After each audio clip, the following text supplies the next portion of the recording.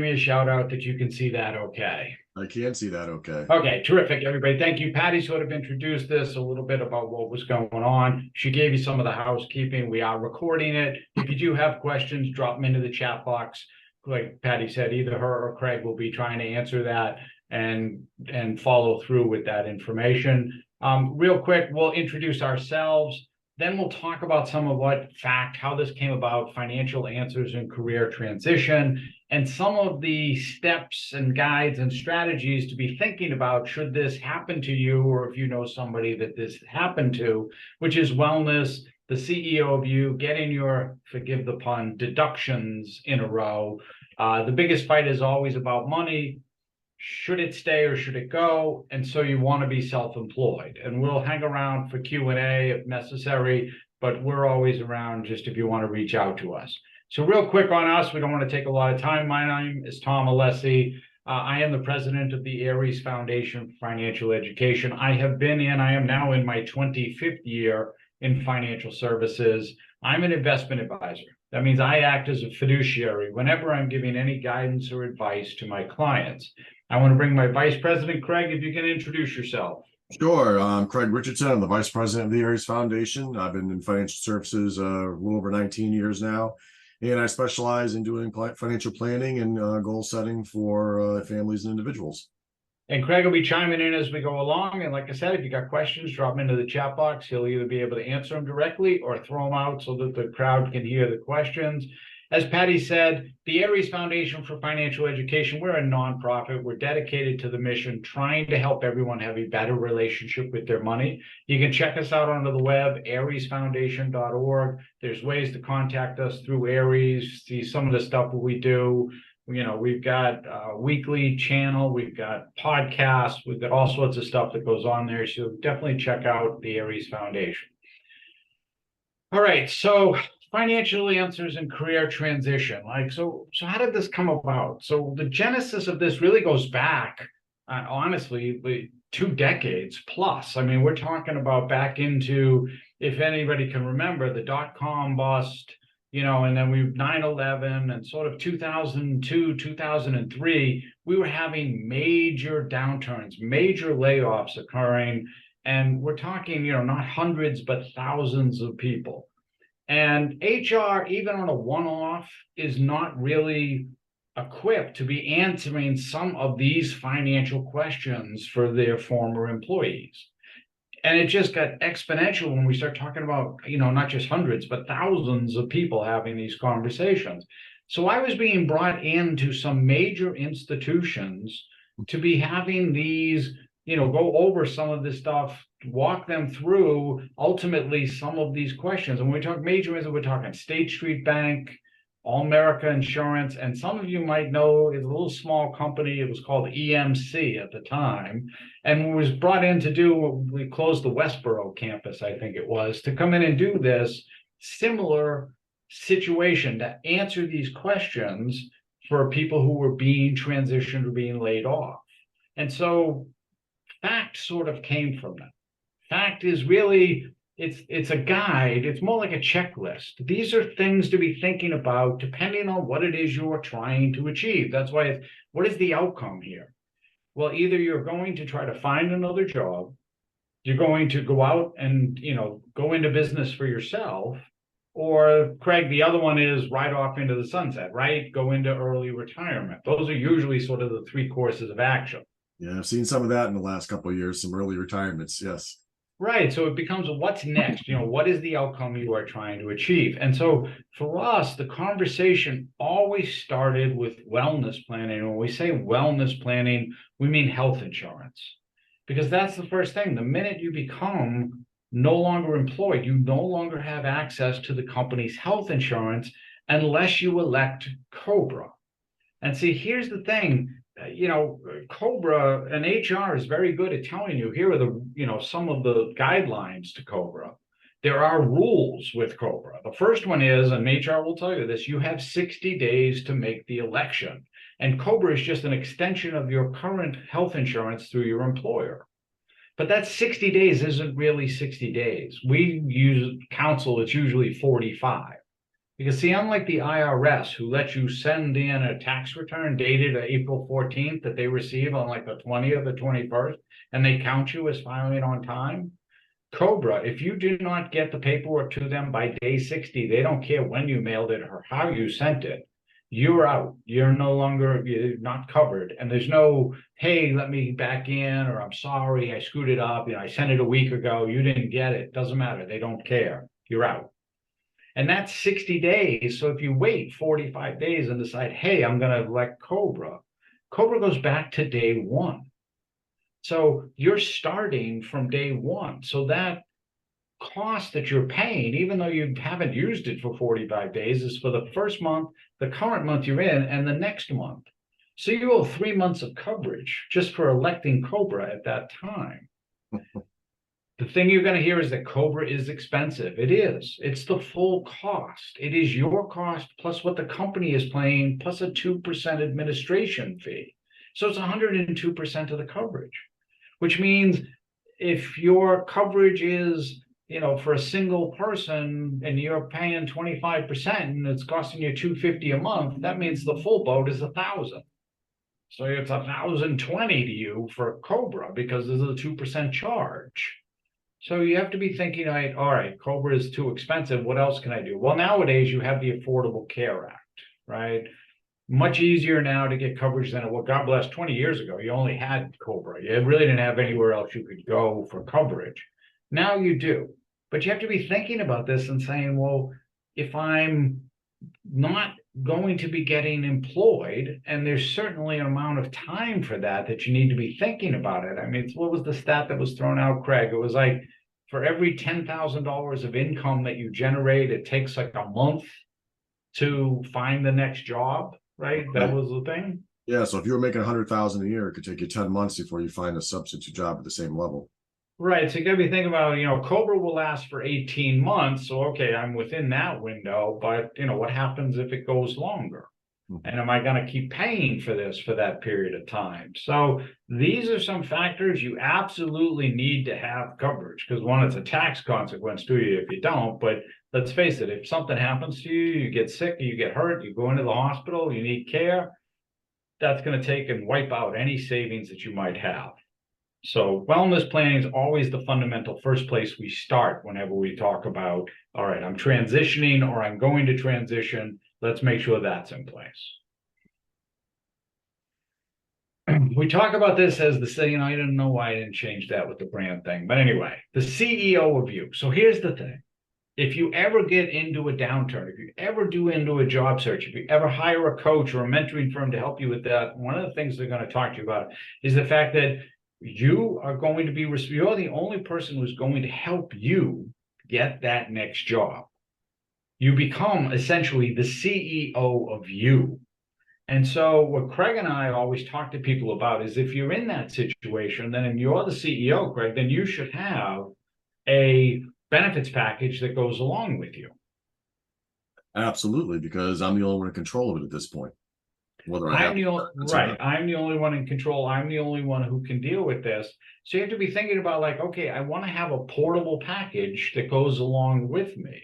And one of the things we talk to everybody about is disability insurance, right? So I understand you're getting disability through your employer, but once you stop working, Craig, what happens with the disability coverage? It stops with your employment. You stop at that point. And here's the thing. So all right, you may say, well, I'm going to go into business for myself and I'll get disability coverage that way. Great, except for in order to qualify for disability income insurance, you need to have at least 6 months, if not a year's worth of earnings before they'll let you get coverage. So they're insuring. Correct. They don't have any idea in terms of dealing with it. So you don't have any way to insure that. So then you might say, well, I'm not going to go into business for myself. I'm just going to be, I'm going to search for another job. And then once I get the other job, more than likely the benefits package, I'm going to have disability coverage through your employer. Sure, great. Except for here's the thing. That whole downturn of time, like Craig mentioned, possibly 10 months if you're trying to get a job to replace $100,000 of income. after the initial impetus, after our initial motion of, resumes and pushing out on the thing and figuring out where we're going to go and what we're going to try to do, we wind up with a lull. We wind up with a downturn. And here's what happens during downturns. For any of you who have ever been in this situation, you turn to Craig, those to-do lists, right? The projects around the house that I've been waiting for and wanting to do. Yep, absolutely. And here's the thing with projects around the house, you know what they involve? Ladders, power tools, and moving heavy objects. And the likelihood, it's like a recipe for I'm going to get disabled. So the conversation isn't so much about, all right, you've got disability coverage in place. That's great through your employer. But maybe the idea is to find there are policies, because you can't overinsure yourself, Craig, right? There's a limit. There's a certain threshold where they'll say, it's a cap. We can only insure you for like 70% of your income or something. Right, because the disability companies don't want you to be permanently on disability income. They want to see you go back to work. And if you have more coverage than you would have made while you're out on disability, you're not likely to attempt to go back. So, right. And so the idea is finding, that policy. So if you've got coverage in place that's covering you for 60 or 66% of your income, you're only able to price a small percentage add on to it, but it's going to cost you fractional dollars to do it. And what will happen is once you lose your policy, we want to make sure it's a policy that allows you then to spring the whole coverage, i.e. instead of only being fractional, now covers everything once you leave or lose your employer's coverage. This creates a package that you're now bringing with you. It's very little cost while you're employed. If you get disabled, you'll get additional benefits. But once you leave, especially if you go out on your own, you will have coverage in place. So this is a consideration to be thinking of. We say the same thing with life insurance, right? So listen, the statistic tells us, and not to, single everybody out on the call, but you don't have enough life insurance, right? The statistic says that, Craig, what's the number? It's like 80 or 85% of the universe, something like that. that are undercovered, right? They don't have enough insurance in place. Yep. So this, again, most of the time, whenever we're having conversations, it's I'm covered. I've got, 1 or 2 or 3 times my salary through my employer. Great, except for once you leave or let go, that coverage, Greg, It ends it again. disappears. It's gone. So if you're the CEO of you need to be thinking about having a policy that's going to trail with you, right? That's all this is about, is just thinking about this like, maybe you're not going to be here for the rest of your life. So maybe there is some, I need to have some pieces that are coming along with me and what I'm building. The last one there, this is as you go out, right? So now I'm going to be looking for a job, or I'm going to be, looking to have people hire me. So branding, this is essential. And branding, the messaging, what you're putting out on whatever social media platform you might be using, whether that's, Facebook or LinkedIn or Instagram or whatever, that you're aware of what you're putting out there, what the professional world or the public is going to see. And the question there, Craig, is like, what am I famous for? What is it that people are seeing when they go to check out my page or check out, my profile type of thing? Right. And a lot of times people don't work on their brand until they're trying to advertise themselves once again, right? They become either, voluntarily or involuntarily separated from service. And now they're working on it. This is something that you should be updating on a constant basis, just because it helps you in your current position because people know what you do, and it helps you in the possible next position, once again, whether that's voluntary or involuntary, because your reputation is already preceding you. Right. And so just these, again, they're all pieces and parts of a checklist to be thinking about, like, hey, if it happens to me, I want to make sure I've got all of this together. If it's happened to somebody I know, have they looked at some of this stuff? Sometimes if they've already been separated, it's too far, there's pieces that they can do, pieces that they can't do. So we just want to make sure we've got it all in place so that we are aware of what is happening. All right, so just to start on this, and Craig, I don't know, do you have the link to go with this? Sure, I must. Okay, you must. So look, I'm going to just take a quick break just to let everybody know. that if you are interested, we are here to have a conversation with you that's over and above. It's, as Patty mentioned, it's complimentary. There's no cost. There's no obligation. You can either shoot the QR code that's on the screen. Craig is dropping the link. If you want to copy and paste that, it'll open up our calendar and you can just schedule a time. We're happy to have a conversation. What's most important for you? And as we said, what's the outcome you are trying to achieve? Okay, that was like a little commercial break. So the fun here, getting your ducks in a row, we have a bit of fun with this, with deductions, right? So the first one there is payroll continuation. So here's the thing, sometimes, not always, as Patty let me know, more likely often that happens in the US is, you get notified on Friday, you're gone on Monday. But sometimes when there's major layoffs. The other way, it's you get notified Monday, you're gone Friday. Oh, there we go. See, I knew there was, I had it, but I just had it in reverse. I was even worse, right, than that. Yeah, so maybe there isn't a lot of time, right? In some cases, when there were major layoffs occurring, downsizing happening, reorgs, that they were giving more time.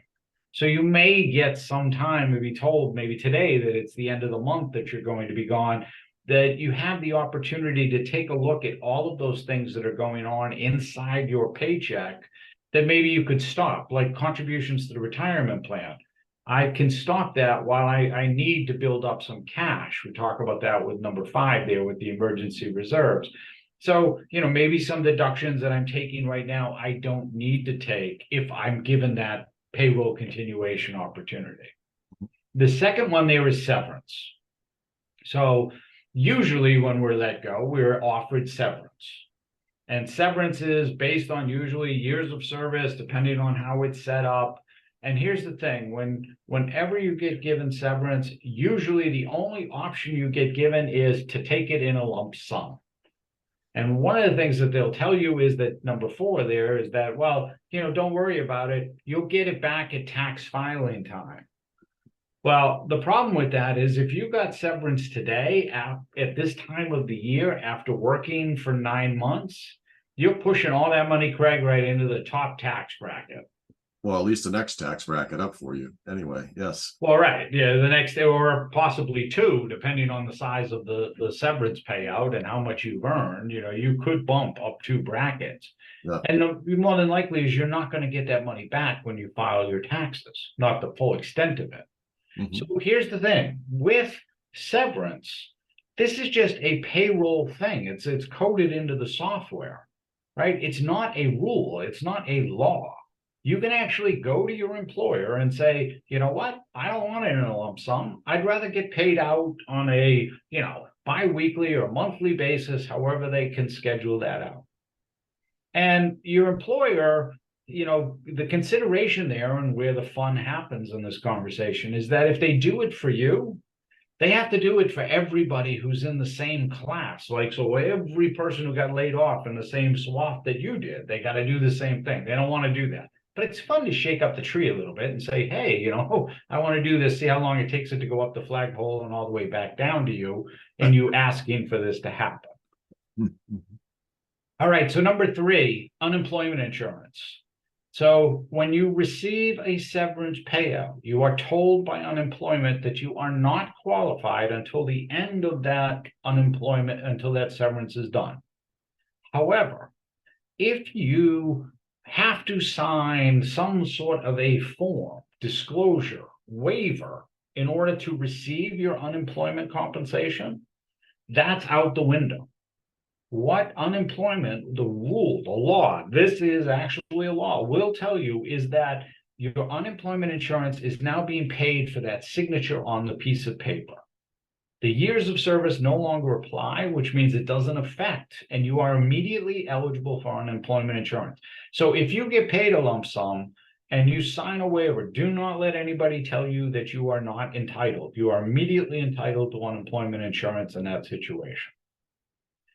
Number 4 is the tax considerations, like we talked about. You want to be thinking about this, want to be thinking about how am I going to get paid? I got to be paying this. Am I going to have it withheld? What am I going to do? Number 5 there is emergency reserves. Craig and I are big on trying to explain. Craig, what's the number? It's like 3 to 6 months of expenses 3 to 6 months of fixed living expenses. Yep. that you should have an emergency reserve account. But like we just talked about, if the projection is that it's going to take me 10 months to get my next job, well, I better have, Craig,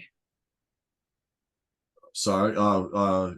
10 months worth of expenses. He was doing something else. I can tell sometimes when he's either answering something or talking on something that he's got it there. He's got to, so you got to be thinking about that. Like if it's going to take me projected 10 months to a year before I, reasonably can expect to get that next job, I better have 10 months to a year worth of expenses in the bank so I can handle this time period. The same thing goes if I'm looking to start my own business. These are additional expenses on top of my living expenses. Do I have that? And if the case is, well, I've got it in my entire, my employer's retirement plan or in an IRA, now we're triggering an additional tax consequence on top of it. So not necessarily the best place to go for it. Yes, ultimately, if we have to, we have to. But you're now taking away money that was intended for 10, 15, maybe 20 years down the road, but we're also paying taxes on it today. Yeah, go ahead. Just to back up just a little bit, and because you're going to get into number 6, which is spending projections. The thing that kills more people during a situation like this or an emergency is panic, right? And I think, when you start putting in, well, if I lose my job, I'm going to need 10 months worth of expenses. I think, one, if you do get a severance, that helps with the emergency reserve. 2, if you can get unemployment insurance, that helps pad that a little bit. So I think 3 to 6 months is a really good number for anybody to keep in emergency reserves, regardless of the time. But just realize it becomes even more important to make sure that number is there should you be facing, a termination or service. Absolutely, that's a good point. And yeah, both of those, severance and unemployment insurance, do add to that. So there is a little bit of buffer that goes along there. So you do have that as well to deal with. But then that comes to number 6, which is spending. For Craig and I, it's always about where is the money being spent. We're going to talk about this in the next slide about, looking at how we're spending or where we're spending. But this is always one of those concerns that you really have to have an understanding of where you're spending your money. Mm-hmm. Craig and I always talk to everybody about why you're spending your money. We don't care how, but we want you to be aware of why you're spending your money. All right. So the biggest fight is always about money. So I want to tell you the story of John, excuse me, not necessarily his real name, but this is somebody who went through one of these with me, some time ago. And John was an engineer. John had worked at a Fortune 500 company, had been there for like 20 years, done everything right. He had grown up through the company, gone into management, he got married, had kids, and was really at a point where he was like, this is my place. This is where I'm going to be. I can see the rest of my career being at this company. He enjoyed it. He liked it. Then the downturn came and John was let go. 20 years of service, he was basically said, thanks, given a handshake and shown the door. So this got him into a funk. He really got into a funk with this, was not in a good place, not in a good headspace. But in some of his, getting his stuff together and figuring out, John decided, like I said, he was an engineer, that he was going to create the ultimate family budget. And you can just picture what the ultimate family budget looked like. It was 12 months out. It was 40 line items down. It was color coded. He was so proud of this thing. He goes down into the kitchen, onto the refrigerator, puts it on the refrigerator and says, honey, I solved our problems. We're going to be okay. I've got the ultimate family budget. So a couple of days go by and John is out, like, I don't know I think he said he was painting shutters at the time. So doing the to-do list around the house, right? He's up on a ladder, of course, but his wife comes home and he says, hey, honey, where you been? And she says, I was at Grill 23. I was out to lunch with the girls, with her friends. And John says, oh, great. She goes into the house and he's thinking to himself, it's great. She was able to get out. I've been such a grouch over the time here. I'm glad she was able to. And then The light bulb goes off. John goes down the ladder, goes into the house, into the kitchen, goes to the refrigerator, and guess what's not on the family budget? Lunch at Grill 23 with the girls. And there it ensued the biggest fight that they had had in like 24 years of marriage, which, of course, John lost. See, one of the things that we try to talk to everybody about when we get into these situations is that you should have an understanding, Craig, right, of your cash flow, what's coming in, what's going out, but that really you shouldn't be worrying about the nickels and the dimes. Don't be trying to sweat the small stuff. Your goal, your job, when you're in transition, is to get to whatever the next thing is, whether that's a new job, whether that's you're trying to, start your own business, or like we talked about, maybe you're trying to retire. But don't let this, really the idea here is trying to find that one or two line item thing that you can reasonably do without, that's not going to take away from your existence right now. In the case of John, I'll give you the example. It was a family pool. Now, he had a couple of small kids at the time, so having a pool was kind of a access to a pool was a cool thing. It wasn't it was a community thing that they belonged to.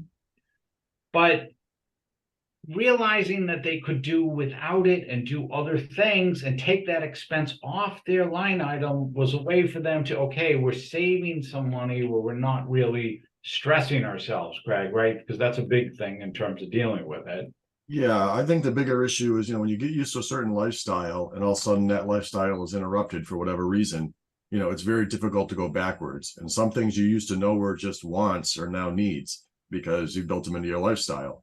The issue here is to go through and see what are really things that you have to have and what are things that actually could be temporarily stopped while you're trying to transition. Yeah, and one of the things with this is, and in transition, specifically if we are trying to find a new job, so this is just one of those little tips and tricks that goes along with it, is that we need to be looking at something like Craig said as whether a need or a want, but as an expense or an investment. Now, had the pool, the community thing, whatever he was doing, had been a networking or an opportunity for John to connect with people, then he may have left that in because that's an investment. That's going to help him get to his next job versus being an expense. So you sort of have to balance that out. But what we really want people to be thinking about when they're going through this is not to get too deep into it, because you're going to block what it is you're trying to get to, which is the next thing. And that's really more important than anything else. Well, the other thing, like I said, just before you move forward, is just try to avoid the panic. I've had stories where I've seen people lose their job and the next week they're putting their house up for sale because they're worried, well, I'm not going to be able to afford anything. I need to invest as much cash as I can. Sometimes you're putting yourself in a worse situation because of that. You just got to, like anything, transitions happen. And this is just one of those transitions. Yes, and you got to, and a little preparation goes a long way in terms of making sure that I can get through this, right? I can take control. That's really what FACT was all about. Being able to say, wait, I have some control here. I can weather through this and I can come out ahead on the other side. That's why I wanted to mention that before you got into your next slide. That's Appreciate that. So, should it stay or should it go? So we're talking about retirement accounts now, right? And so the first side we're going to talk about are pensions. These are defined benefit plans. They're otherwise known as pensions. And really there are two different types of defined benefit plans in the universe. You have traditional, and traditional basically says, hey, we're going to pay you this amount at age 65 based on this number of years of service, with this rate of earning, and you've got three ways to take the money out: single life, period certain, or joint and survivor. Now, if you're single, it's easy. I'm just going to take it on my life. That's single life only. But if you're married or have somebody else who's going to sort of have to be, going to want to deal with that money, then single life probably doesn't make sense. So you'd want to do either probably joint and survivor. And joint and survivor breaks down in a whole bunch of different ways. I don't want to go into the details on that, but you can't touch your traditional pension plan until you get to 65. Most cases, some of them do have a little bit of flexibility depending on time in and so on, but only that you're going to start taking that income. The other is a cash balance plan. I think this is what Dell has. Don't quote me on that, but I believe that is the case, or the old one used to be, right? So cash balance plan just says we're going to do the same thing as a traditional plan, and what we're going to give you one other option, which is you can take a lump sum and you can roll this anywhere you want. The question becomes depend on age, whether or not it makes sense, because the cash balance plan has certain criteria and there are certain percentages that they have to add to that every year. So there's a little bit of maybe it makes sense to leave it in there depending on how old we are. If we're younger, say in our mid 40s or early 50s, well, the money's going to sit there because, again, you can't get out of a pension until you get to be 65 as far as electing the payout. So it might make sense to say, well, let's put it someplace else. We might get some growth on it. But if you're older, right, then it makes sense just to leave it where it is. Defined contribution, this is your 401k. And there are 4 things that you can do with a 401k. The first one is cash it out.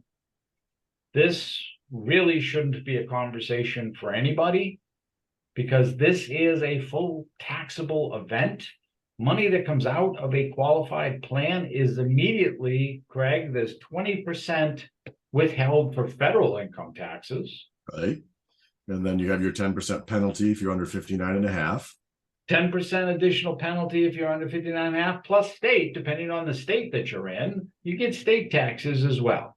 So you're losing 40% right off the top. Depends. If we're getting cashed out today and I've already earned this year, I may be in the 33% bracket.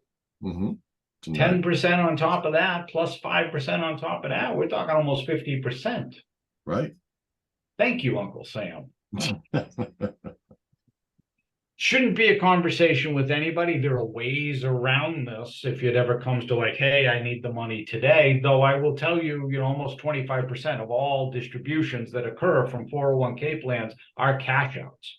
Most of that are people in their younger years, don't have big balances and are just taking the money because they're taking the money and they're not thinking about, hey, what it's going to mean for them out in the future. Well, you're worried about today. You're not worried about 20 years, 30 years. That's correct. You can leave it where it is. Listen, if you have more than $5,000 today, and then by 2025, that number is going to go to 7,000. But right now, if it's 5,000, if you have more than 5,000 in the plan, they cannot kick you out. You can leave it where it is. And, there is some of that says, look, they're being charged for me being in the plan. I'm going to leave it there and stick it to them. But the problem is it's an old employer plan. You got to remember where it is. You got to be tracking to see where it's at. And if you ever want to take money out, the only way you can get money out is a one-time full lump sum distribution, 20% holding, depending on your age and blah, blah, blah, and all that stuff. Not the most conducive thing to do with your money, but you can do it. You can transfer it once you get to the new employer. Most plans nowadays allow full transfers, but there's no real definition or holding of that. So it's easy to do. Depends on the plan, depends on what they've got for investments and what's available there. But let's face it, right, Craig? What can happen if I leave that employer? Well, you have to move it again. I got another old employer plan kicking around, and we, sometimes sit down with people who've got 3, 4, 5 of these things just because they left them. And how are you tracking that? How are you keeping control of it? How are you understanding it? So in this situation, we usually talk to everybody about rolling it over to an individual retirement account, an IRA. See, an IRA is another one of those pieces of the CEO of you, another bucket that travels with you. It's yours. So if you wind up going to work, participating in a retirement plan and leave, you now have some portable bucket that you can pour that money into that goes with you. There's no taxable consequence to it. It's just there. If you want to get money out of it, you can take out whatever you want. Let's say you needed $5,000 just because you were in an emergency situation. If you try to do that with your 401k, they're going to make you take the whole thing. In a retirement, in an IRA, you can just take the $5,000. Well, And plus your taxes and interest and well, again, the taxes and everything go along with that, but depending on the situation, let's say it was next year and I hadn't worked, I got no income. absolutely. Yeah. Why do I want to have anything withheld? I don't have to in an IRA. That's what you need as opposed to all of it, right? Right. So there are situations where this comes up where it makes a little bit more sense. Like I said, for those needing money instead of the cash out there are ways around, like, hey, I need to get at my money depending on what you're doing. Like a lot of times with somebody who's starting a business, this is the self-employed. We're going to talk about that in the next slide. But as a way to access the funds without getting any of this penalty or distribution or taxes. And we'll go through that in a second. All right. So the last one, you want to be self-employed, right? So this comes up a lot, Craig, for people who are either deciding to leave or get transition. They're like, I'm going to do my own thing. Yep. Yeah, I hear a lot of people going into doing their own practice where they just get consulting work. Consulting. I want to be a consultant. Yes, we hear that a lot, right? So the first thing you got to think about is business structure. How are you going to set the business up? Is it going to be a sole proprietor, LLC, subchapter S? A lot of this sometimes, Craig, we're bringing attorneys into the conversation. Some of it depends on what the work is that you're doing. Let's put it this way. How much liability will you be on the hook for? Right. Some of it, is tax consequence once we start earning a lot of money, right? Because depending on how you want to get taxed. Right. What you can write off and what you can put away and what their ultimate outcome or goal is. Right. Right. And so, then you get into, well, if I'm going to start a business, I need to be thinking about, the different types of insurances and license and other things that the business has to have just so I can hang my shingle and say, hey, I'm in business. Mm-hmm. Right. So all of these are factors that, again, if you were somebody who was in the throes of, well, I'm not sure I'm going to get transition, maybe I will be, but maybe I was thinking about this, it's time to do that research now. Have the pieces in place, right, Greg?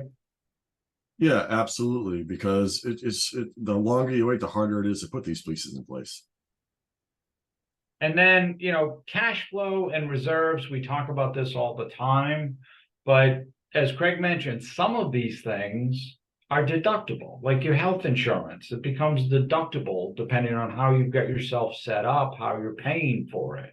So some of these monthly expenses become write-offs or deductions for a business that not necessarily would be for an individual, right? Become above the line deductions versus having to do it on your own where you're taking a standardized deduction. Correct. Right. And that's a tax code thing that may change in a couple of years, but right now that's what you're dealing with. So there are a lot of things that as a business owner, the business can do better for you than you could do for yourself. But one of the things, and the last one on there is if you're considering it, is to understand now it's, your business. Are you in control or is the business in control? Because a lot of times people, Craig, they say, I want to go out and do my own thing. I'm going to hang my own shingle. But next thing you know, you're working, instead of working the 50 hours, you're working 80. Yeah, you become a victim of your own success sometimes, right? And where you think you're going to have control over the business just by trying to meet, customer demands or your own demands, you become captive to what you have to do. So just because you have a particular talent, you really want to think out the fact that being self-employed means wearing many hats as opposed to one hat, and knowing all the pros and cons that come along with all of those things. When you have a skill and you work for an employer, they're handling most of these other things. You're doing the skill set. Here, you're doing the skill set and everything else that goes around supporting it. So I just want to get those some considerations. Right, but usually this is when it happens. Like sometimes there was that thing that hey, I always thought about doing this, and then we get transition. It's like, hey, I want to do this. Yeah. That type of thing. Anyway, this is the time to do it. Right. And go through it. So just understand that yes, it's there, it's available. There are ways to handle it, ways you can do it. I talked about, so one of the things that somebody who's self-employed can do as far as accessing the funds is you can take the money that's in the old employer plan and create what is known as a solo K arrangement.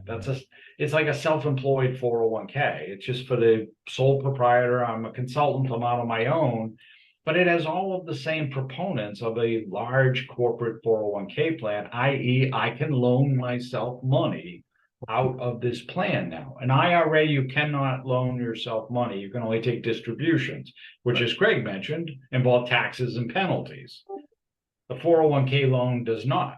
There's a 401, there's a loan out of the plan. So a lot of times for people who are going into business or becoming self-employed, we talk to them about this because it's a great tool, especially if we have a balance in a old employer retirement plan that I can now utilize if I'm trying to do stuff with the business. All right, so that was everything we had as far as this presentation, right? So again, one of the things we offer to everybody is, an opportunity to sit down. If you've got questions or concerns, or been thinking about some of this stuff or some of the stuff we talked about, whether it's disability, life insurance, or any of that stuff, to have a conversation with us. But also, if you happen to know somebody who's been dealt or dealing with this, been transitioned, in transition, introduce us. We're happy to have this conversation with them as well and see, because a lot of this stuff, like I said, this came from thousands and thousands of conversations with people who've gone through this. They're all thinking and doing the same things. So if you know somebody, introduce us. We're happy to have a conversation with them. You can shoot the QR code. Craig probably dropped the link into the chat box again. Just copy and paste it or shoot that QR code. It'll open our calendar up.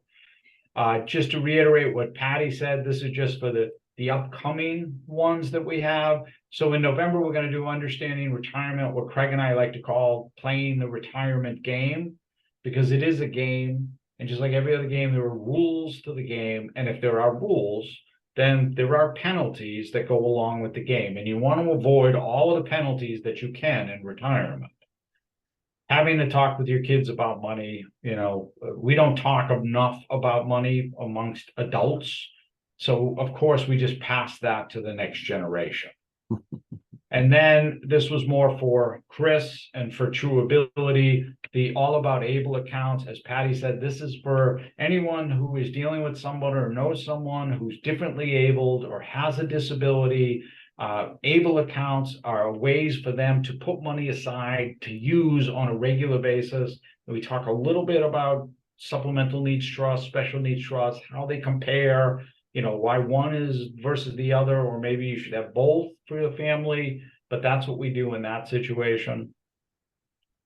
We do have a favor to ask. So there is a evaluation form. Craig, hopefully dropping that link into the chat box as well. QR code right on there. You can shoot the QR code, take you 2 minutes. All we ask, we do a lot of these presentations, as we assured you, we have a bunch coming up. We do them with a lot of other organizations, community support groups. We even do them for state divisions, departments as well. In fact, we're doing one tonight for the Office of Economic Empowerment here in Massachusetts. But we just take it 2 minutes. It's online. There is a box on there that does say, hey, if you're interested, would you like a consultation? Yes or no? Just so you know, if you check no, you're never going to hear from us. Not how we operate. If you say yes, you'll hear from us. We'll set up with you. But if you say no, you're never going to hear from us. That's our promise, not only to you, to Patty, to Chris, but, to everybody that we deal with. It's the same thing. But you can just shoot that QR code. We're happy to answer questions for you. And then this is our places you can find the foundation, basically all the our social media. So hopefully our social media looks good, Craig. Yes, it does. Any questions for us? I don't have anything in the chat box. All right, so if you do have questions for us, just know you can always reach out. You can see the emails on there, other ways to connect to us. We told you the ariesfoundation.org. There's a contact us on there. Check out follow us. That would be another, huge favor and huge ask. If you play in any of these social media channels, follow us on that channel. We do a lot of stuff with postings and other things, so it'd be, appreciative as well. But if nobody has any other, I'm going to give it 1 minute, Craig, and one last call out for questions. Yeah, I don't have anything, but yeah. Okay. But yeah, check out our YouTube channel, check out our new podcast, check out our blog. A lot of information out there available for no charge, no cost, just trying to help. So that's everything to say. Thanks, everybody. Have a great rest of your day. Thank you, guys. Take care. Thank you, Patty. Thanks, Chris. Bye-bye.